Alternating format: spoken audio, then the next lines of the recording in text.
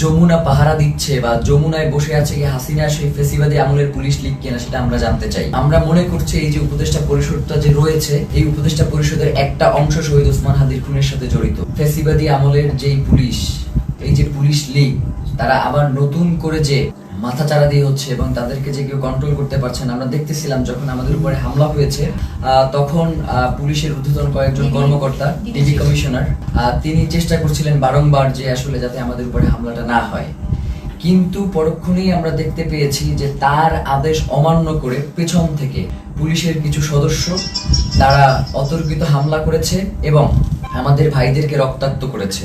তো আমরা ইনকিলাব মঞ্চের পক্ষ থেকে এর তীব্র নিন্দা জানাই এবং যারা এই আক্রমণের সাথে জড়িত রয়েছে তাদেরকে অতি দ্রুত বিচারের মুখোমুখি করবার জন্য আহ্বান জানাই। কারণ বাংলাদেশের জনগণ এই মুহূর্তে প্রচন্ড ভাবে তারা ক্ষেপে রয়েছে, তারা কোনোভাবেই এই ব্যাপারটাকে মেনে নিতে পারছে না। যার কারণে আমরা বলবো বাংলাদেশের আইন শৃঙ্খলা পরিস্থিতি এবং জনগণকে শান্ত রাখবার জন্য আপনাদের অতি দ্রুত আজকে কারা কারা হোটেল ইন্টারকন্টিনেন্টাল এবং যমুনার যে সকল পুলিশ সদস্য দায়িত্বে ছিলেন তাদেরকে চিহ্নিত করার ব্যবস্থা করেন। এবং তারা যেই কাজটা করেছে সেটা হচ্ছে অধিকাংশ পুলিশ সদস্যের কোনো নেম প্লেট ছিল না, তারা নেম প্লেট খুলে ফেলেছে এবং প্রত্যেকে মাস্ক পরা ছিল। এই যে মাস্ক পরে নেম প্লেট খুলে যে হামলা, এই হামলা তো আমরা, এবং হেলমেট পরে এই হামলাগুলো তো আমরা দেখেছি ফেসিবাদী হাসিনার আমলে। তাহলে কি এখন যমুনা পাহারা দিচ্ছে বা যমুনায় বসে আছে কি হাসিনা সেই ফেসিবাদী আমলের পুলিশ লীগ কিনা সেটা আমরা জানতে চাই।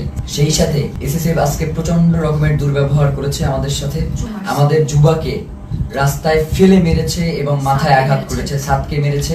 তো এই যে, এবং আমাদের ইনকিলাব মঞ্চের এমন কোনো কর্মী নাই যে আজকে এই হামলায় আহত হয় নাই। তো এখন আমরা এই প্রশাসনের কাছে জানতে চাই, আমরা তো সুনির্দিষ্ট একটা দাবি নিয়ে ওখানে গিয়েছিলাম যে জাতিসংঘের অধীনে যাতে শহীদ ওসমান হাদির হত্যার তদন্তটা নিশ্চিত করা হয়।